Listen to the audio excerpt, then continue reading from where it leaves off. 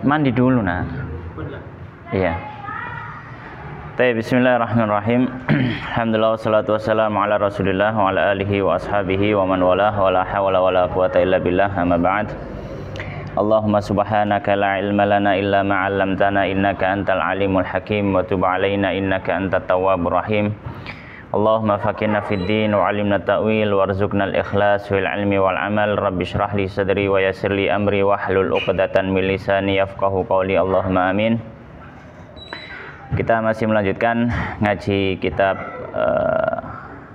Al-Yaqutun Nafis fi Madhabil Imam Ibn Idris yang ditulis oleh Al-Imam Syekh Ahmad Ibn Umar Asy-Syatiri yang wafat tahun 1360 Hijriah rahimahullahu rahmatan wasi'ah. Dan kita masih dalam pembahasan sholat, nyampe sekarang pembahasan makruhatus sholat.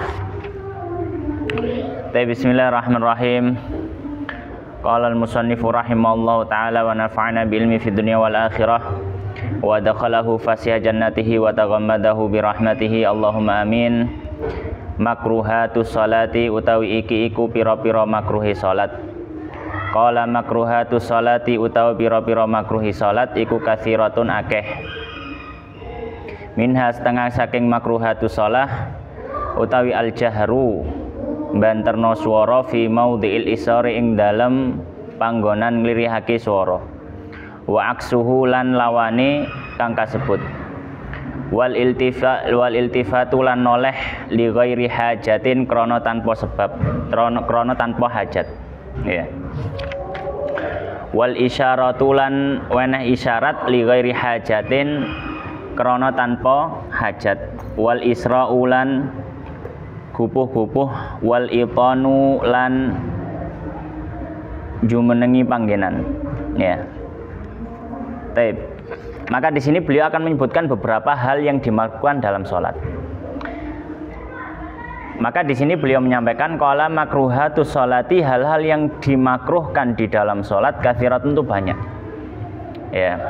Sebagaimana sunah-sunah sholat juga banyak, hal-hal yang dimakruhkan dalam sholat juga banyak ya. Maka bisa kita berikan sebuah gambaran umumnya, kaidah umumnya ya, bahwasanya hal yang disunahkan dalam sholat ketika tidak dikerjakan bisa jadi dia menjadi makruh. Ini gambaran umumnya ya, gambaran umumnya. Maka hal yang disunahkan dalam sholat ketika tidak dikerjakan di dalam sholat maka menjadi makruh. Maka bisa jadi jumlah hal yang dimakruhkan dalam sholat sejumlah hal yang disunahkan dalam sholat. Misalkan contoh yang sederhana, kita kemarin sudah masuk membahas tentang sunnah hayat ya kan. Sunnah kan terbagi menjadi dua nih goni madzhab Syafi'i. Ada yang namanya sunnah ab'ad, ada namanya sunnah hayat. Misalkan termasuk sunnah hayat adalah takbir intikal, mengucap Allahu Akbar setiap pindah gerakan. Ini sunnah, maka ketika tidak dilakukan hukumnya makruh. Atau misalkan membaca zikir-zikir di dalam sujud atau zikir-zikir dalam ruku, ini kan masuk sunnah. Maka ketika tidak dilakukan bisa jadi hukumnya makruh. Jadi kaidah besarnya umumnya adalah ketika hal itu disunahkan kemudian dia tidak dikerjakan, maka hukum sunnah terbalik menjadi hukum makruh. Gampangannya seperti itu. Tapi di sini akan beliau sebutkan beberapa hal. Katsiratun banyak, minha diantaranya ba'al jahru fi maudhi'il israr, mengeraskan suara pada tempat yang harusnya melirihkan suara. Misalkan apa? Ketika orang salat zuhur dikeraskan suaranya, padahal salat zuhur harusnya lirih ya. Wa aksuh dan sebaliknya. Seperti apa? Salat maghrib yang harusnya dikeraskan tapi dia lirihkan, maka ini juga dihukumnya apa? Makruh ya. Kenapa hukumnya makruh? Karena dia bertentangan terhadap apa yang sudah disunahkan. Makanya para ulama ketika menyebutkan alasannya apa? Kenapa makruh? Limukhalafatihi au limukhalafati sunnah. Karena dia menyelisih apa? Sunnah. Maka ini dimakruhkan. Ya. Namun dalam masalah mengeraskan suara pada waktu yang harusnya melirihkan atau sebaliknya, ada beberapa kondisi yang dia harusnya mengeraskan suara atau dia itu adalah tempat mengeraskan suara, tapi di sini dia malah dianjurkan untuk tidak mengeraskan suara. Contoh misalkan apa? Contoh misalkan ketika dia sholat malam, sholat tahajud. Ya, maka di sini kalau dia khawatir ketika dia mengeraskan suara ada orang di sampingnya yang terganggu dia sholat, para ulama menyampaikan disunahkan untuk melirihkan suara, meskipun tempatnya disunahkan mengeraskan suara. Sampai sakmono nih para fuqaha itu membahas dalam artian ya memperhatikan hak-hak orang lain, memperhatikan apa hak-hak orang lain. Jangan sampai apa ganggu orang yang sedang tidur tadi. Ya. Tapi kalau dalam kondisi normal tidak ada alasan-alasan lain, hukum asalnya kalau dia sholat yang sifatnya lailiyah malam hari maka disunahkan dikeraskan. Kalau dia nahariyah siang hari maka disunahkan dilirihkan. Kalau tidak dilakukan sebalikannya maka hukumnya makruh. Makruh yang kedua wal iltifat. Iltifat itu noleh, ya. Wal iltifat noleh li ghairi hajatin tanpa ada hajat. Yang dimaksud noleh di sini adalah noleh dengan kepalanya. Noleh dengan kepalanya. Maka ini dimakruhkan. Ya. Karena Nabi SAW pernah ditanya tentang al-iltifat wis shalah, tentang noleh. Kan Nabi ditanya bagaimana hukumnya tentang orang yang menoleh dalam salat, maka Nabi SAW mengatakan waqtilasun yaqtalisuhu syaitanu ya min sholatil abd. Itu adalah colongan yang setan sudah berhasil menyuri dari sholatnya hamba. Dalam artian ya ini hal yang tidak boleh dilakukan. Dalam artian ya dia dimakruhkan. Nah ketika orang sholat ya maka dia dimakruhkan untuk menoleh karena ada landasan dalil dari hadis dan alasan yang lain karena itu menyelisihi sunnah khusyuk dalam sholat. Orang sholat kan disunahkan khusyuk. Nah kalau orang menoleh akan hilang kekhusyuan maka dimakruhkan. Kemudian beliau mengatakan qala wal isyaratu dan berisyarat li ghairi hajatin tanpa ada kebutuhan. Dia melakukan apa? Memberikan isyarat. Ya. Misalkan memberikan isyarat dengan tangannya misalkan. Ya, memberikan isyarat dengan tangannya atau memberikan isyarat dengan misalkan dengan suaranya misalkan. Ya. Dengan suara misalkan misalkan dia dengan berdem gitu ya. Atau memberikan isyarat dengan tangannya. Maka dimakruhkan. Kenapa? Karena ini bertentangan dengan kekhusyuan sholat. Sedangkan khusyuk itu apa? Disunahkan dalam sholat. Yang berikutnya yang keempat, wal isra dan terburu-buru. Maka para ulama mengatakan termasuk yang dimakruhkan adalah terburu-buru di dalam sholat. Dan yang maksud terburu-buru dalam sholat ini adalah baik terburu-buru sebelum sholat atau terburu-buru di dalam sholat. Main hukumnya makruh. Terburu-buru sebelum sholat adalah ketika mulai berangkat sampai dia mempersiapkan diri untuk masuk ke dalam sholat. Main dimakruhkan terburu-buru, gowo kabeh gerusak-gerusuk. Kenapa? Karena Nabi SAW memerintahkan ketika orang berangkat untuk memasuki sholatnya, dia hendaknya memulai dia berangkat dengan perasaan dengan kondisi sakinah wal waqar. Sakinah wal waqar itu tenang, nggak gopoh-gopoh ya. Dia benar-benar berusaha sambil berjalan atau sambil menuju sholatnya, dia sudah noto hati dan seterusnya. Ya. Nah, ini termasuk kalau misalkan kita tarik ke ranah tasawuf, ke ranah tazkiyatun nafs. Ya. Pokoknya sholat itu adalah ketika kita bertemu dengan Allah. Ketika kita berhadapan dengan Allah Subhanahu wa taala di situ. Ya. Sebagaimana dalam satu hadis disebutkan bahwasanya ketika seorang hamba itu sedang sholat maka dia berada di hadapan Allah Subhanahu wa taala, ya. Kemudian ketika dia berpaling maka Allah akan berpaling darinya. Maka ketika orang mau sholat itu kayak mau ketemu Allah. Maka bayangkan kalau kita mau ketemu presiden, mau ketemu orang yang sangat berwibawa, kita benar-benar persiapan. Misalkan nyun sewu, misalkan wong nyanyi kate konser kan persiapan, wong kate pidato persiapan luar biasa. Mesti diwoco bolak-balik teks tarik nafas, keluar nafas, ya apa caranya kan redeg, juga tremor, kan persiapan kabeh. Nah, sholat kadang orang nggak memperhatikan itu. Ya, kadang wis mlebu apa kabeh langsung Allahu Akbar. Kadang hilang sudah, enggak, maksudnya pikirannya enggak ketata. Padahal kita untuk bertemu makhluk saja kudu noto hati, noto pikiran. Kenapa untuk menghadap Allah kita enggak pernah nata hati, nata pikiran? Ya. Makanya ketika orang terburu-buru dan seterusnya ketika mau masuk sholat, ini termasuk yang dimakruhkan. Termasuk juga terburu-buru dalam sholat. Sudah masuk sholat ini tapi sholatnya apa? Terburu-buru. Ya, kecuali terburu-burunya karena ada alasan yang diperbolehkan.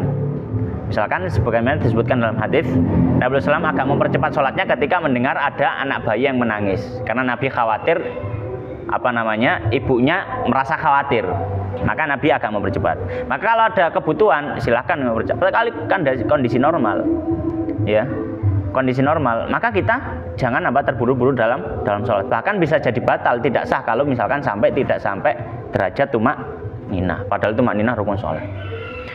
Kemudian yang kelima, wal iton. Iton itu berdiam diri di satu tempat dalam sholat.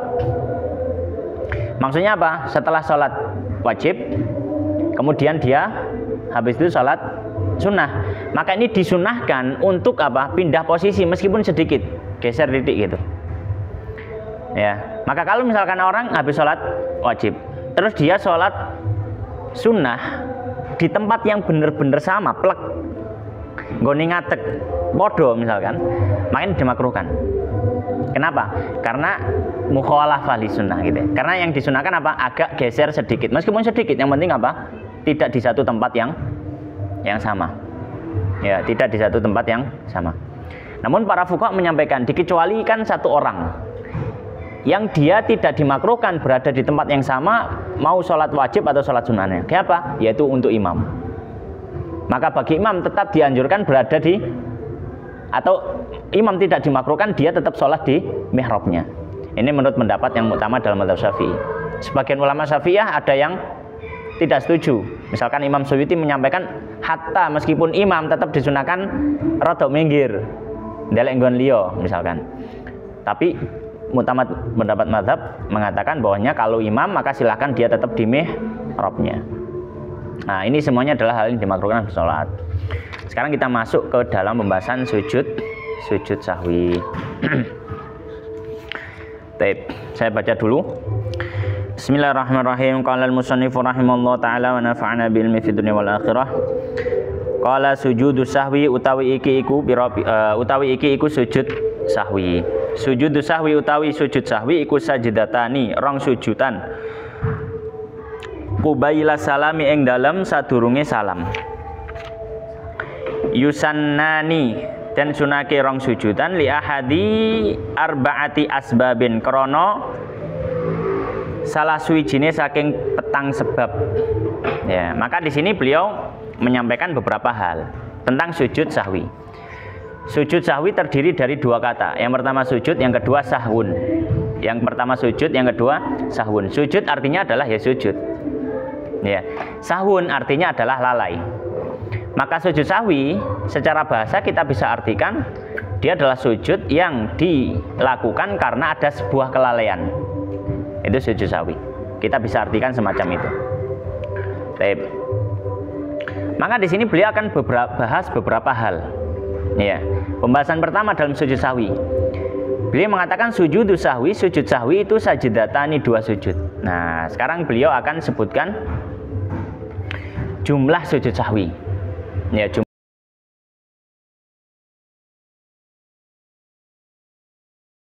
sujud. Dua kali sujud dan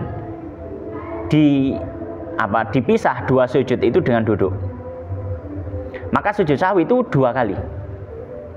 Kalau misalkan orang sujud tapi cuma satu kali, masih belum dianggap sujud sahwi. Dan mungkin sebagian pernah mendapati ataupun pernah merasakan atau mungkin pernah melakukan, mungkin ada kelupaan kemudian mau sujud sahwi ternyata mungkin imamnya atau kitanya sujudnya cuma sekali. Kita sampaikan kalau sujudnya cuma sekali maka belum dianggap sujud sahwi. Sujud sahwi harus dua kali. Ya, dua kali baru disebut sujud sahwi. Makanya beliau mengatakan sujud sahwi sajidatan. Masalah kedua, kapan waktu sujud sahwi? Maka beliau mengatakan kubailas salami, sebelum salam. Maka semua alasan apapun, tempat sujud sahwinya tetap nggak berubah. Kapan itu? Sebelum salam, setelah tasyahud akhir. Sebelum salam, setelah tasyahud akhir. Mau apapun sebabnya, apapun alasannya, sujud sahwinya di situ. Ya. Dan ini mungkin agak berbeda di mazhab yang lain. Sebagian mazhab yang lain ada yang menyampaikan, ya ada penjelasan lebih rinci. Kalau kayak gini maka sujudnya sebelum salam, kalau kayak gini sujudnya setelah salam. Tapi dalam mazhab Syafi'i mutlak apapun alasannya sujudnya pokoknya saat durungi salam. Nah, mungkin ada pertanyaan, Ustaz, apakah boleh orang sujudnya setelah salam? Nah, kita sampaikan boleh sujudnya setelah salam. Ya, boleh sujudnya setelah salam. Kalau sebelum salam dia nggak sujud. Kalau sebelum salam dia nggak sujud, maka silakan dia sujud setelah salam. Jadi sujud setelah salam itu kalau dia tidak melakukan sebelum salam. Ya, ini pernah terjadi, saya pernah mengalami ada seorang imam, dia salah dia melakukan sahun, ya, melakukan alasan menjadi alasan sujud sahwi, kemudian dia sujud sahwi sampai salam. Kemudian kebetulan ada guru saya, ya, ini waktu saya masih jadi santri ya, terus anak guruku gitu. Kebetulan yang diimami itu adalah guru pondok. Kemudian guru pondok menyuruh teman saya tadi yang jadi imam untuk sujud sahwi. Kemudian baru sujud sahwi setelah itu. Ya, boleh setelah salam. Ketika apa? Ketika sebelum salamnya dia nggak sujud sahwi. Tapi hukum asalnya sujud sahwi apa? Sebelum salam. Pembahasan ketiga, apa hukumnya sujud sahwi? Maka beliau mengatakan yusannani, disunahkan dua-duanya. Maksudnya dua sujud sahwi itu hukumnya sunnah. Maka dari sini kita tahu kalau orang melakukan suatu hal yang menjadi sebab sujud sahwi, terus dia nggak sujud sahwi, sholatnya yang pertama tetap sah, yang kedua dia tidak berdosa. Kenapa? Karena sujud sahwi hukumnya sunnah. Ya. Kemudian masalah berikutnya adalah apa sebabnya yang melatar belakangi orang itu disunnahkan sujud sahwi. Yeah. Apa alasannya? Maka beliau menyampaikan li ahadi arba'ati asbab. Karena salah satu dari 4 sebab. Maka ada 4 sebab yang menjadi sebab orang disunahkan sujud sahwi. Maka beliau mengatakan qala al-musannif rahimahullah taala tarku ba'din, ninggalno sunah ab'ad min ab'adis sholati, saking pira-pira sunah ab'adis shalah. Au ba'dihi, utawa sebagian saking sunah ab'ad walau harfan, ya, masya sak huruf, ya. Maka di sini yang pertama, alasan pertama adalah dia meninggalkan sunnah ab'ad. Dia meninggalkan apa? Sunnah ab'ad. Ya. Sunnah ab'ad kan secara umum kita sudah sampaikan tadi. Kalau dalam mazhab Syafi'i secara umum sunnah ab'ad itu kunut subuh, kunut witir, terus kemudian tasyahud awal, kemudian apa terakhir? Salat kepada keluarga Nabi di tasyahud akhir. Nah, ini itu secara umum ya. Maksudnya secara lebih umum lagi adalah kunut dan tasyahud awal gitu kan. Secara lebih umum lagi. Tapi kemarin kan kita sudah bahas, kita lebih umumkan saja, yaitu kunut subuh, kunut witir, kemudian tasyahud awal, kemudian sholawat kepada keluarga Nabi di tasyahud akhir. Nah, ini kan sunnah ab'ad. Maka ketika orang tidak melakukan sama sekali, tidak melakukan, misalkan orang sholat subuh tapi dia nggak kunut subuh sama sekali, nggak baca sama sekali, atau ada bagian dari bacaan yang sunnah ab'ad dibaca sebagian, tidak dibaca sebagian, misalkan tasyahud akhir tapi nggak jangkep maca nih, tahiyatul mubarakatuh salawatut thayyibatulillah, assalamualaikum ya nabi warahmatullahi wabarakatuh, assalamualaikum wa ala ibadillah sholihin, asyhadu an la ilaha illallah, terus ngatik misalkan. Jadi kan gak jangkep kan, diwaca tasyahud akhir, tasyahud awali tapi gak jangkep. Itu yang dimaksud dengan au ba'dihi, atau sebagian sunnah ab'ad. Jadi mau meninggalkan sunnah ab'ad secara keseluruhan, satu sunnah ab'ad atau sebagian dari sunnah ab'ad itu sendiri, walau harfan, meskipun meninggalkan satu huruf. Meskipun meninggalkan apa? Satu huruf. Ya. Misalkan dalam tasyahud awal, ya, dia misalkan meninggalkan satu huruf, misalkan misalkan at-tahiyatul mubarakatus sholawatut thayyibatulillah, ya, kecuali kalau salamun alaika boleh ya, assalamu alaika yan nabiyyu, misalkan assalamu alaika yan nabiyyu, kan harusnya ayyuha kan gitu, teks hadisnya kan gitu, ayyuha, dia baca sebagian, ya, dia baca sebagian. Baik. Maka ini tidak dalam artian dia disunahkan sujud sahwi. Ala kulli hal, meninggalkan sunnah abad menjadi sebab orang sujud sahwi. Tapi di sini saya perlu berikan tambahan faedah tentang masalah orang yang tidak melakukan sunnah abad lalu dia sujud sahwi. Yang pertama, faedah tambahannya, bahwasanya sunnah abad ini ketika ditinggalkan meskipun tidak sujud sahwi, sholatnya tetap sah. Itu alasan catatan pertama. Ya. Kemudian catatan kedua, ketika orang meninggalkan sunnah abad terus sudah berada di rukun setelah sunnah abad itu, maka tidak boleh balik kucing. Balik kucing. Misal orang tasyahud awal, dia sudah meninggalkan tasyahud awal, dia langsung ngadeg ke rakaat ketiga, dia nggak tasyahud, langsung berdiri ke rakaat ketiga. Baru ingat di rakaat ketiga itu, loh saya kan harusnya duduk tasyahud awal. Maka di sini kondisi dia sudah berdiri masuk rakaat keempat, maka nggak boleh dia duduk lagi. Atau misalkan orang nggak kunut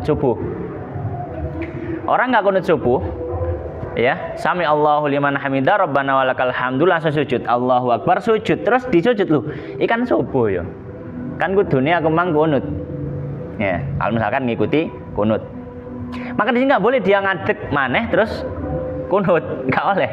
Kenapa? Karena dia sudah meninggalkan sunnah abad dan posisi dia sudah berada di rukun setelah sunnah itu. Alasannya kenapa, Ustaz? Alasannya adalah karena rukun tidak boleh dikalahkan dengan hal sunnah.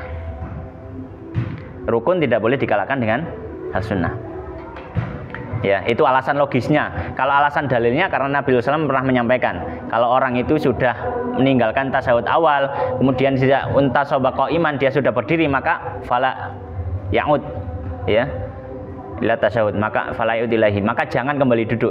Itu hadis. Tapi secara logisnya tadi, karena nggak boleh rukun itu dikalahkan sama hal yang sunnah.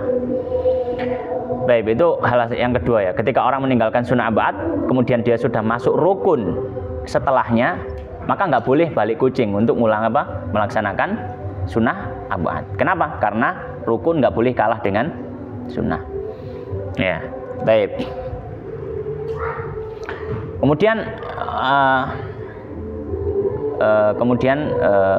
ya langsung aja kita lanjutkan yang berikutnya.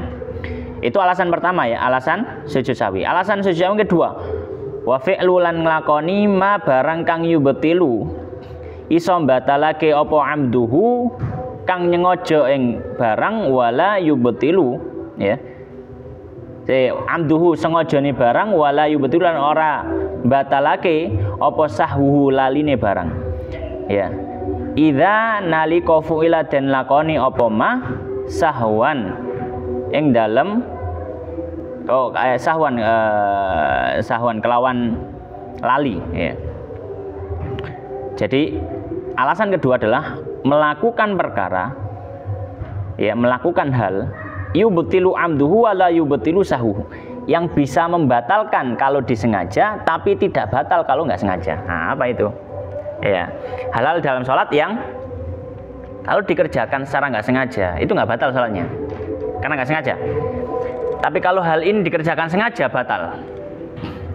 Contoh misalkan diantaranya, ya, bukan contoh, ini diantaranya adalah makan tapi sedikit, barang yang kecil, contoh selilit misalkan.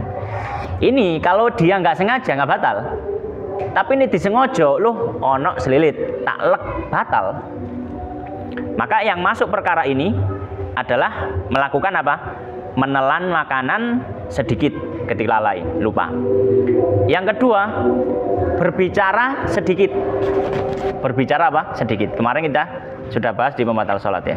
Berbicara sedikit. Kalau kita tahu, kalau berbicara banyak, lupa nggak lupa itu tetap batal. Tapi kalau berbicara sedikit, kalau lupa nggak batal sholatnya. Tapi sujud sahwi. Ya. Kemudian Yang ketiga, dia nambahi rukun. Nambahi rukun. Misalkan apa? Misalkan rukuk 2 kali misalkan, dia lupa. Atau mungkin sujudnya 3 kali, dia lupa. Ya, nambahi rukun.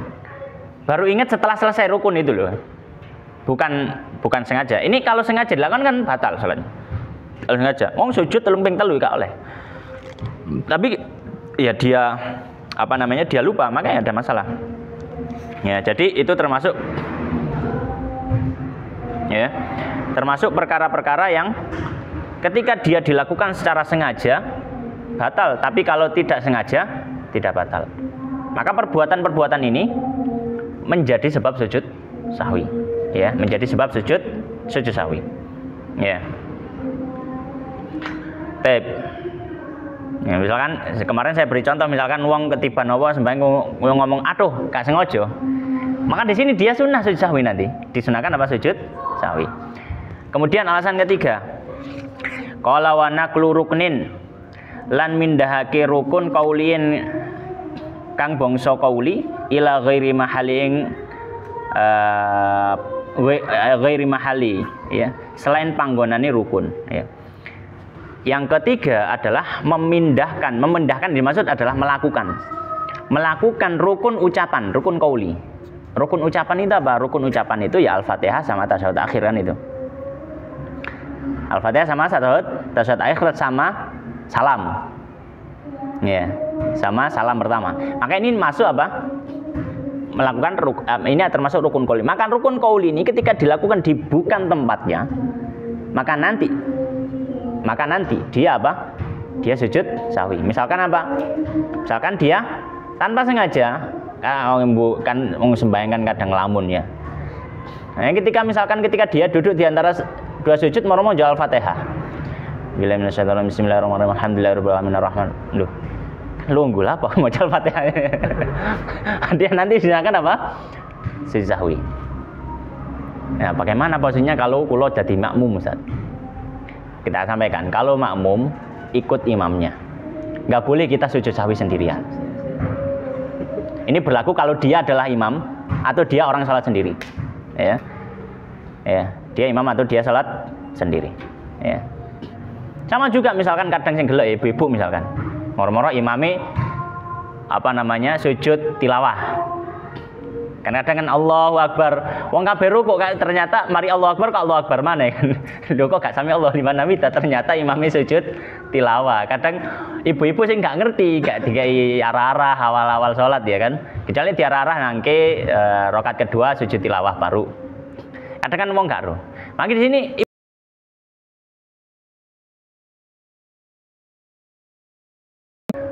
maka di sini apa yang dilakukan ibu-ibu? Apakah mereka sujud sahwi sendiri? Tidak. Bahkan tidak boleh, ya, tidak boleh menyelisih imamnya.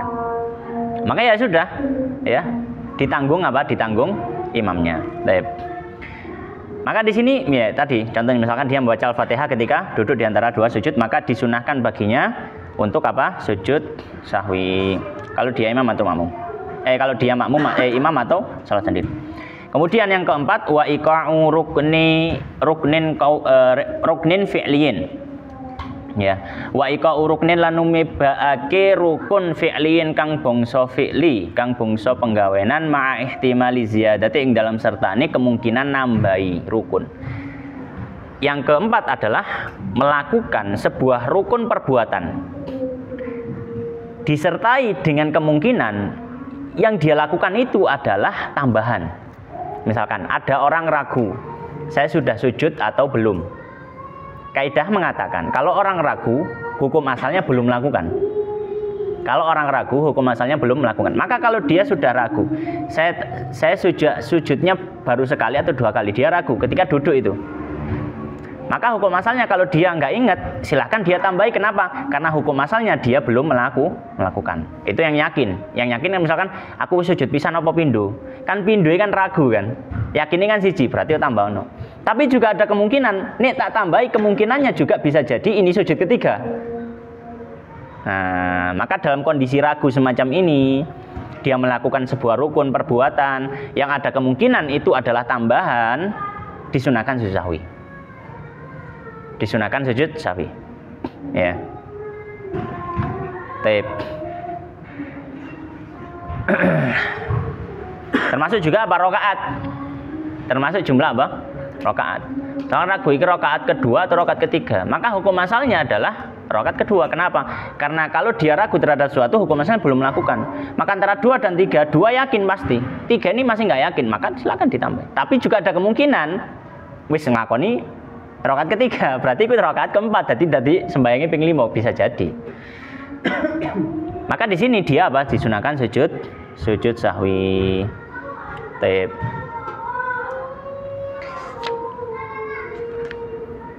Nah, ini adalah sujud sahwi.